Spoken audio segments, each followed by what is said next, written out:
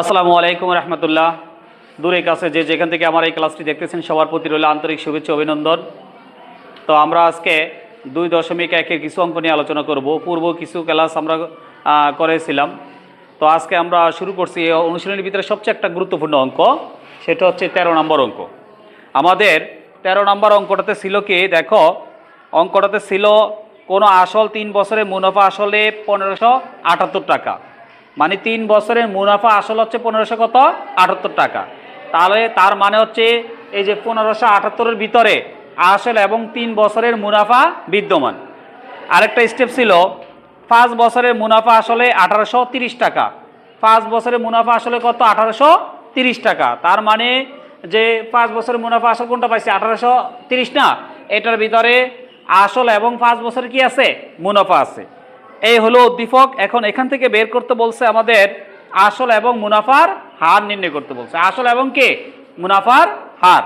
আচ্ছা, তাহলে আমরা অঙ্কতে চলে যাই। দেখো, তাহলে আমার বইতে ছিল, প্রশ্নতে ছিল 5 বছরের মুনাফা আসলে 1800 কত টাকা? 30 টাকা।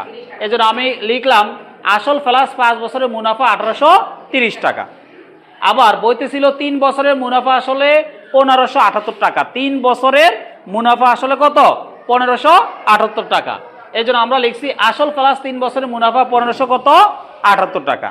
এখন আমি দেখতেছি উপরের এই সমীকরণটা থেকে যদি নিচের সমীকরণটা বিয়োগ করি, তাহলে আমার এখান থেকে মুনাফা বের করা হয়ে যায়, মুনাফা বের করা যায়। এই জন্য আমি যে কাজটা করব, উপরের সমীকরণ থেকে নিচের সমীকরণে বিয়োগ করব। বিয়োগ করলে এগুলো চিহ্ন চেঞ্জ হয়ে যাবে। আগে এখানে আসলটা এখানে বাম পাশে কোনো চিহ্ন নাই, মানে কি ছিল? প্লাস ছিল, হয়ে গেছে কি মাইনাস। এই যে থ্রি বাম পাশে কি ছিল? প্লাস, হয়ে যাবে কি মাইনাস। আর এখানে কোনো মান চিহ্ন নাই, তাহলে বুঝতে হবে যে প্লাসে ছিল, হয়ে যাবে কি মাইনাস। যখন আমরা উপরের সমীকরণ থেকে নিচের সমীকরণ বিয়োগ করব, তাহলে নিচের সমীকরণের চিহ্নগুলো কি হয়ে যাবে? চেঞ্জ হয়ে যাবে। এবার দেখো, তাহলে এই আসলটা আছে প্লাসে, এই আসলটা আছে কিসে? মাইনাসে। তাহলে এতে বাদ হয়ে গেল। ক্লিয়ার? এইবার যে কাজটা করব, এই 5 আছে প্লাসে, এই 3 আছে কিসে? মাইনাসে। তাহলে 5 থেকে 3 বিয়োগ করলে কত হবে? 2। আর এটা ঠিক থাকবে। তাহলে 2 বছরের মুনাফা, তাহলে 1830 থেকে 1578 কি করব? বিয়োগ করব। 1830 থেকে 1578 বিয়োগ করলে হবে 252। আর টাকা লিখে দিলাম।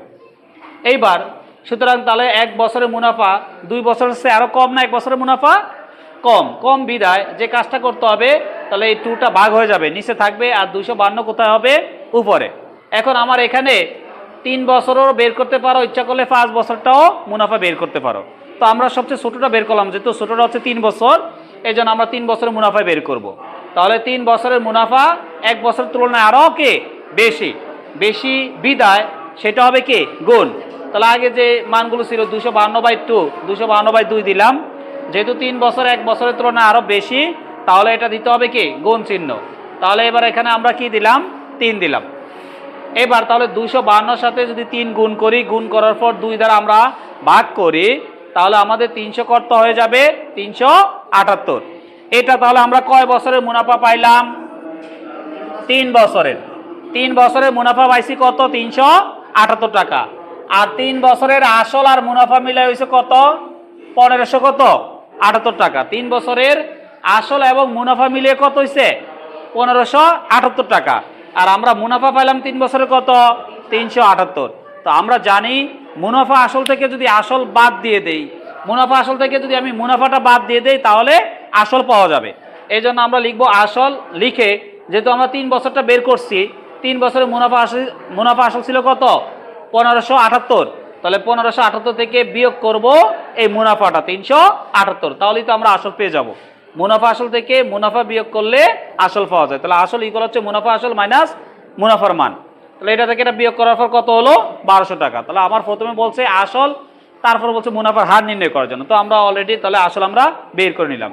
এবার আমরা করব তোমার মুনাফার হার। ঠিক আছে? দেখো,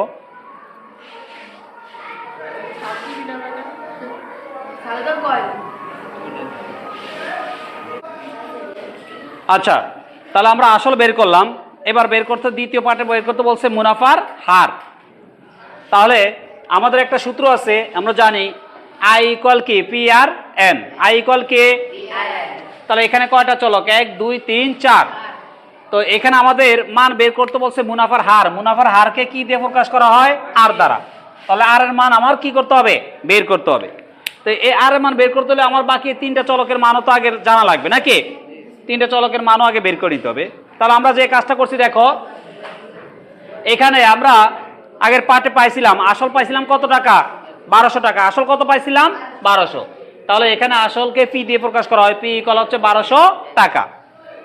আর সময় আসিল 3 বছর আর 5 বছর। আসলটা আমরা বের করছি 3 বছর থেকে। কয় বছর থেকে? তাহলে আমরা সেই পার্টটা দিয়ে করব। তাহলে সময় এন ইকুয়াল লিখবো কি? 3 বছর। আর মুনাফাকে আই দিয়ে প্রকাশ করা হয়। মুনাফা পাইছিলাম কয় টাকা? 378 টাকা। তাহলে মুনাফা আই ইকুয়াল হচ্ছে 378 টাকা। ক্লিয়ার? আর বলছে মুনাফার হার বের করার জন্য। তাহলে মুনাফার হারকে আর দিয়ে প্রকাশ করা, আর ইকুয়াল হোয়াট, মানে আমরা আর এর মান বের করব। তো আমরা একটা সূত্র জানি যে I equal P R N. এখান থেকে আমরা সরাসরি আর এর মান বের করতে পারি। আর রাখলে এই যে পি এন আর এর সাথে কি অবস্থায় আছে? গুণ অবস্থায়। আরেক পাশে নিয়ে আসলে কি হবে? ভাগ। তাহলে আই এর নিচে চলে যাবে কি? পি এন, মানে আর ইকুয়াল হচ্ছে আই বাই কি হবে? P N. তাহলে আমরা সেটা লিখলাম যে আমরা জানি আর ইকুয়াল আই বাই কি? P N. এই সমান চিহ্ন দিলাম। আয়ের মান হচ্ছে কত দেখো?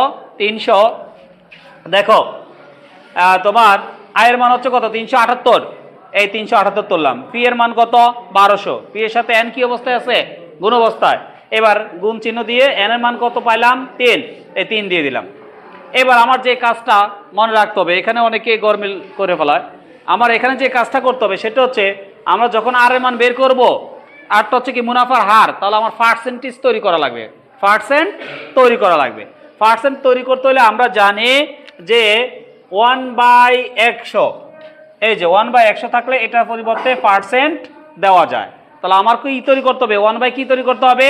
100 তৈরি করতে হবে। এখন সেটা তৈরি করতে হলে দেখো আমরা অতিরিক্ত এখানে কি দিতে পারি? যেহেতু আমার 1/100 দরকার, কি দরকার? 1/100 দরকার। এই জন্য আমরা 1/, এখানে একটু দূরে যে এই ডিভাইডেডের পরে গুণ চিহ্ন দিয়ে আমরা কি লিখলাম? 1/100 তুলে দিলাম। দিছে? এখন এই যে 100 অতিরিক্ত লিখছি না এখানে, এই জন্য গুণ চিহ্ন দেওয়া উপরে 100 দিয়ে দেব। দিলাম। দেওয়ার পরে এবার যে কাজ করতে হবে দেখো, এই দুইটা শূন্য এই দুইটা শূন্য আমি কি বাদ দিয়ে দিলাম। এই দুইটা শূন্য আর এই দুইটা শূন্য কি করলাম? বাদ দিয়ে দিলাম। এইবার তাহলে 378 দিয়ে 1 এর গুণ করলে কত? 378ই হবে। আর নিচে কত? 3 বারং 36। তাহলে 3, এটা তো বাদই থাকবে, সরি। এখানে 378 3 বারং কত? 36। 36 দ্বারা ভাগ করলে দেখবো যে 10 দশমিক কত হবে? 5। আর আমার এইটার পরিবর্তে এই যে 1/100, এটার পরিবর্তে আমি দিব কি? পার্সেন্ট। এটার পরিবর্তে কি দিব? পার্সেন্ট। কারণ আমার মুনাফার হার পার্সেন্টে পরিণত করতে হবে। এই জন্য আমি 1/100 এখানে লিখছি। এখানে 1/100 লিখছি বিদায়, নিচে 100 বেশি লিখছি বিদায় এই উপরে গুণ চিহ্ন দিয়ে 100 দিয়ে দিতে হবে। ক্লিয়ার? এবার তাহলে এই 318 3 বারং 36 দ্বারা ভাগ করলে 10.5, আর এটুকুর পরিবর্তে হবে পার্সেন্ট। তাহলে মুনাফার হার হলো কত? 10%। তো আমার অঙ্কতে মান বের করতে বলছে যেটা, সেটা হচ্ছে আসল ও মুনাফার হার। তাহলে সুতরাং আমরা লিখতে পারি এবার যে আসল কত টাকা ছিল? আসল 1200 টাকা নাকি? এবং মুনাফার হার, মুনাফার হার 10.5%। এই অনুশীলনীর ভিতরে সবচেয়ে গুরুত্বপূর্ণ এই অঙ্কটা। তো এই অঙ্কটা তোমরা একাধিকবার করবা, তাহলে অঙ্কটা সহজ হয়ে যাবে। ঠিক আছে? তো আমরা আজকে এই পর্যন্ত রাখলাম। দেখা হবে পরবর্তী ক্লাসে। আল্লাহ হাফেজ।